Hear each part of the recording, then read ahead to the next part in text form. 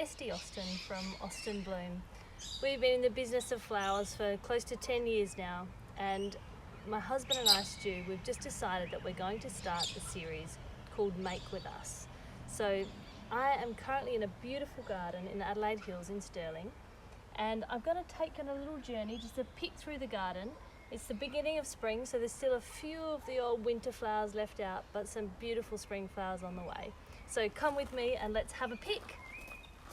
One of my favourite trees is the dogwood tree, and I'm going to just have a little bit of this one. Hanging over from winter is the hellebore.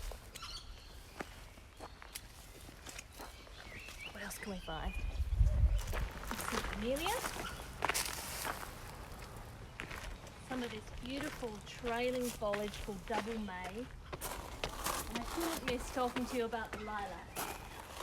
Again, one of my favourites. And the scent is absolutely beautiful. And some bluebells, another one of my favourites.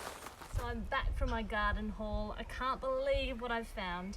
And I've decided to use a beautiful vintage pot today. And I'm going to base my pot up with some wire. So I'm just going to fold that into a sausage shape, making sure I've got a couple of layers of wire inside so that the stems can grip. And now I'm going to fill my vase up with water right to the brim.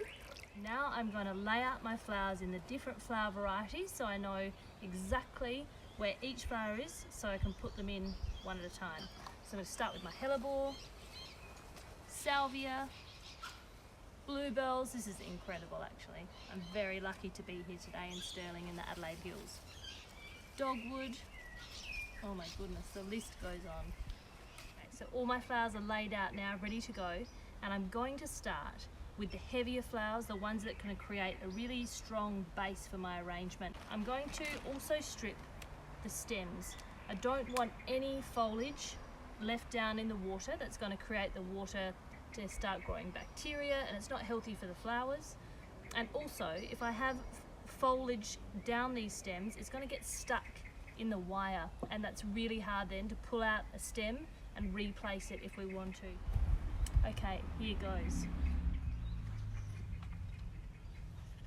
Always cutting my stems on a nice angle.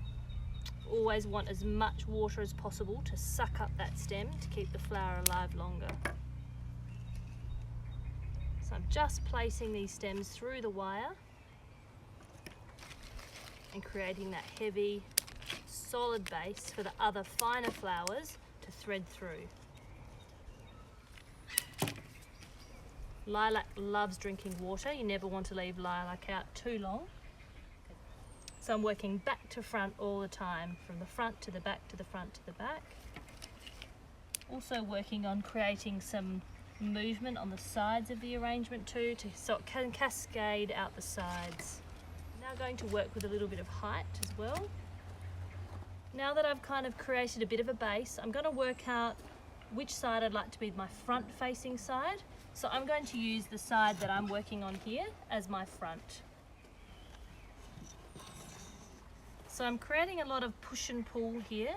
I want higher elements, I want lower elements, and I especially want to cover the wire. The beauty of this trough vase as well is that you can use this really easily on a dining table setting. It's not going to impede anyone's vision across the table. You can talk easily with the guests. Don't be afraid to cut down the stems to make them shorter as well.